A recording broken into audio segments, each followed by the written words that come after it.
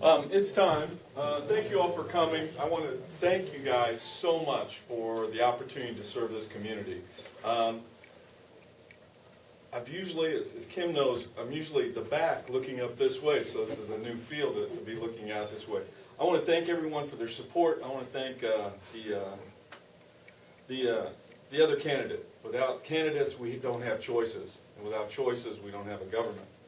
We need to continue to have choices, and I appreciate anybody and everybody who's willing to serve the community. When someone told me the pay scale of the mayor and also the council people and the time that people put into this, it's something that you have to really figure out why you do what you do. I believe in this community. I came here and from anywhere from a Butch Grolke who welcomed me in this community and said, hey, this is business, this is Franklin County, this is Hampton. I want to thank everyone for that.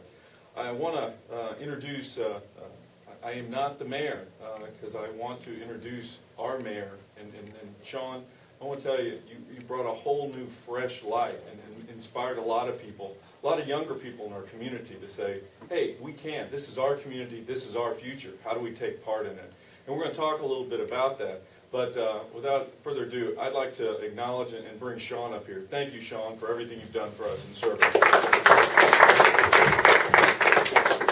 Yeah, well, thanks very much, Brooke. And again, like Brooke said, certainly thanks to Mrs. Weldon for stepping up and running again. And certainly want to thank her for her past service and all she's done and her passion for this community as well. But again, congratulations to Brooke on his victory last night. He's got an announcement coming up today that I think certainly warms my heart, and I think it will warm the community's heart. He's working on a project here that I think is something that could potentially revolutionize campaign reform, and I know it's something that's near and dear to his heart, and I think it's something that we can look at as a way to rebuild communities, to reform communities, and reinvest in our communities. And I think it's a project worth moving forward on, and I congratulate Brooke again and his committee. I see Art Cady here. I know Art worked on it as well, and want to congratulate him. And I know there's some very worthy causes that Brooke can help benefit with this. So turn it back over to Brooke. Thanks, Brooke. Thanks, Sean. The reason why I pass these out is I don't know what to do with them. So I thought I'd pass them out one more time, even though it's kind of past. The big part is staying focused on the issues and some of the things I wanted to do as a candidate. And I put that out on 6 points on the back. And one was campaign reform. A lot of people said, why do you want to do campaign reform? What does that have to do with the mayoral race? And the part I wanted to do is I thought it would give me an opportunity to talk about some of my beliefs and some of my thoughts. And campaign reform that I wanted to be involved in is all the money that goes into campaigns, how much of that money goes back into our community. And that's where I wanted to focus on what we can do for our community. I also wanted to talk about economic growth in our community. Everyone continue to talk about what are we going to do for economic growth, how do we bring more jobs in, and those type of things. And one of the things in working with Karen Mitchell, who FCDA has done a great job, we're doing the best we can in positioning our community for jobs. But one of the things is lifestyle and quality of life, and how can we do that? And one of the things I wanted to talk about is our quality of life issues. And the quality of life issues that I think are so important is these three organizations that I don't know how anybody can debate. I mean, we have one of the best libraries in all of the Midwest. And that was one of the things I fell in love with when I came to this community as a new person. What do? You go to the library, get a library card. But when you're met at the door by a librarian and librarian staff who smile at you and are glad you came, that means a whole lot. And then you go to the Windsor Theater, and it's a community theater that only the community is supporting. It's not a for-profit, it's a 501c3. A group of people, a group of students came together to save that theater, or we wouldn't have one. And, you know, those memories of the first date and where did you go and those things, it should be shared here in our community, not in Iowa Falls or Mason City. Our community and our kids in Franklin County should involve and be involved in our community, and one of those is the theater. And then taking the theater even to the next level, which is the Arts Council. And being a part of the Arts Council and seeing what that does to our community, it makes people's lives. It brings so much to it. And then the last one was our Wellness Center. Our Wellness Center, when you look at other communities and that stuff, what do they have? We have one of the best, that was one of the first things I did in the first week here, is I came and they gave me a free pass. I said, why don't you try it? And they gave me a tour of our Wellness Center. And that's something we need to be proud of. And people are saying, oh, well, not everybody can afford it. Well, we need to give more. That's a 501c3. It's not a for-profit wellness center. We have to support it. If we want more people involved, some of the people that can't afford to give need to step up and give. So one of the things I did is I put together a campaign called Give Where You Live. And one of the concepts I had, and in your brochure, is this envelope. And one of the things that was exciting about it was so many people said, well, how can I help? How can I support your campaign? What can I do to help? A lot of people asked me to run and wanted to know how could they help. And of course, one of the answers was, I could use your vote. But the other one is let's support our community. What would happen to our community if all of the issues weren't there in pulling on us? Like, how do we get funding for this? How do we get funding for that? If we had a great amount of money, we wouldn't have to be constantly asking for more for these quality of life issues. So I wanted to announce the Give Where You Live campaign. A lot of people said, well, you're politicizing. You're putting a lot of pressure on people to give. What if they don't want to vote for you? What if they don't want to deal with this? So I kind of didn't make a big deal of it. I didn't want to make a public display of, oh, we need to give more. But now I've got 2 months before I'm the mayor. Sean is still the mayor. So for the next 2 months, I want to do as much as I can to bring exposure to these three organizations. I think what we've done quietly is a phenomenal job. And so today, I wanted to announce the numbers. And a lot of people don't even understand what we raised or what was being done in the sidelines. Because a lot of the people involved aren't your normal people who can write checks or donate. But everyone can donate time. There's so many things we can do in our community to make our community better. I want to announce today that in a quiet campaign without much publicity, and I spent no money advertising for this. It was done under a 501c3, so all gifts were purely donated. The other thing is a lot of people don't realize that we are a Main Street community. Last year, the Main Street, Iowa, we report every month how much volunteer time is given through the Main Street community. And they put a dollar amount of $16.60. So when they go to state legislation, they show that every volunteer hour is worth $16.60. So in this quiet little campaign that had really nothing to do with my campaign, but had everything to do with our community believing in itself, we raised $225,000 in time and money. And that's quite impressive. Of that, most of it's time. There was close to $12,000 raised in cash. The rest of it was all in hours. And these are from people you don't suspect who want to give the community. And that's the part that's so exciting, is that we can take back and own our future if we're willing to donate our time. I'm going to do a couple announcements and presentations. But I do want to say, as the campaign is concluded, I do want to thank everyone for their time. But the big thing is involvement. We need to take a positive spin. I'm going to continue to push the positiveness we have to take in our community. No one wants to invest in negativity.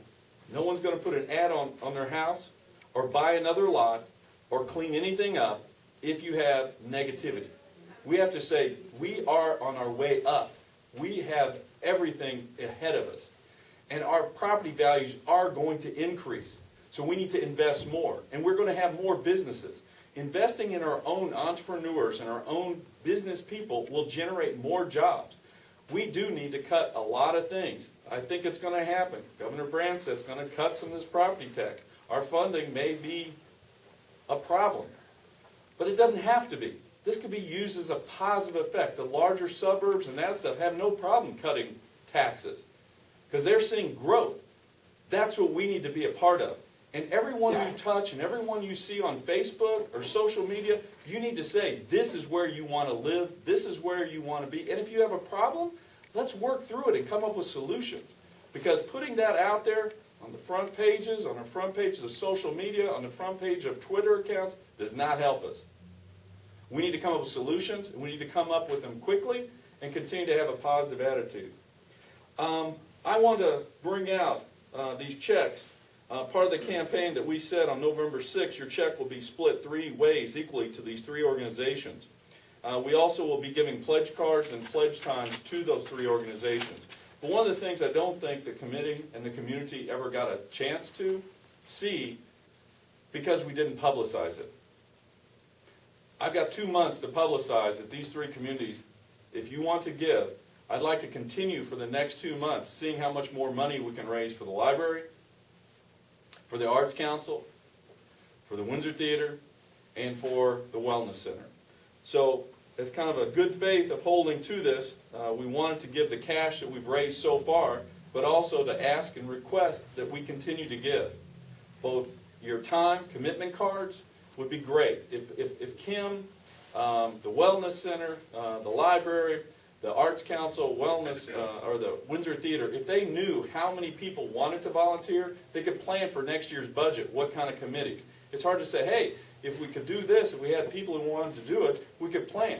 But I want to tell you, we're going to give that, and we can plan for 2014. And at the end of 2014, wouldn't it be great to be a better community than we were at the start? So, without further ado, I'd like to bring up, first and foremost, the Hampton Public Library. And President is Linda Keener.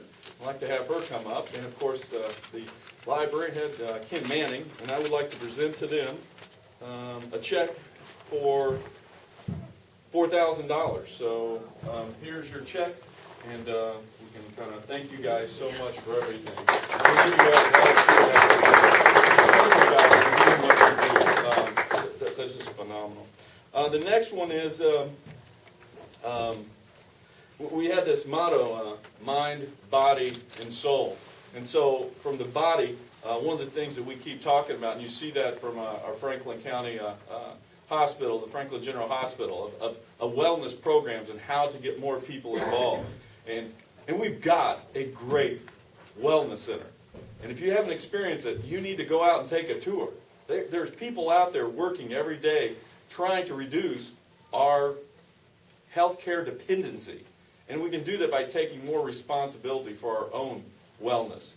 I want to introduce Joel Vincent, who's the president of the Franklin Wellness Center, and of course, Nick Hansen, the manager out there. So come up here. We've got a check for $4,000 for you guys. So thank you guys.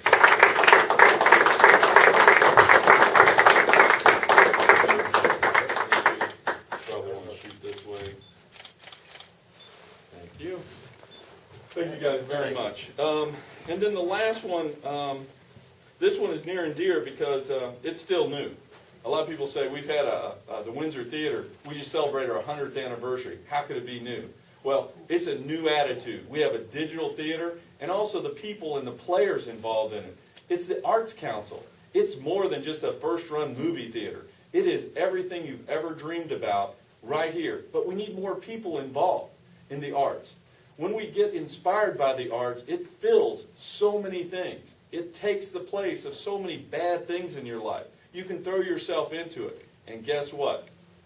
It's going to expand your mind, and that's a wonderful thing that fits so well.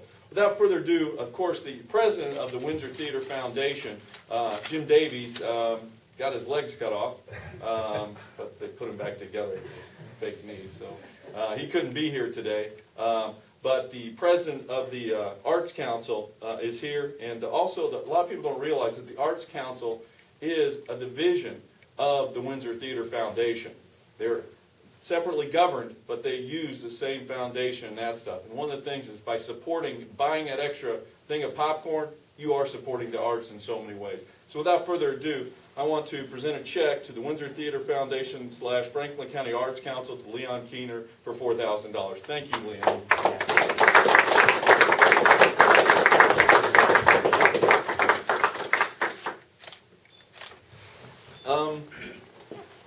I don't have anything else. I want to thank everyone for what they've done. We've got a couple more months. I'm going to try like crazy to campaign for these three organizations. As of January 1, I think we need to get focused on the business of government. And I've held to what I believe is the business of government is two things: our infrastructure and our safety. Everything else is great, but we've got to focus on our infrastructure and our safety. Once those two are done, that'll be a great thing. But we don't want to have to choose between. So what we can do right now in the next 2 months to build that up will sure make budgeting and those type of things a lot easier for the third quarter. Any questions that I can take, and thank you all for coming out. Anybody have any questions? Make them easy, because I don't really want to start out on hard questions. Nothing? Great. Thank you all very much for coming. Have a great one. Thank you for your support. So Brook, this check is no good. Hey, could you hold it for a couple Yeah. minutes? Those checks are good. Go cash them.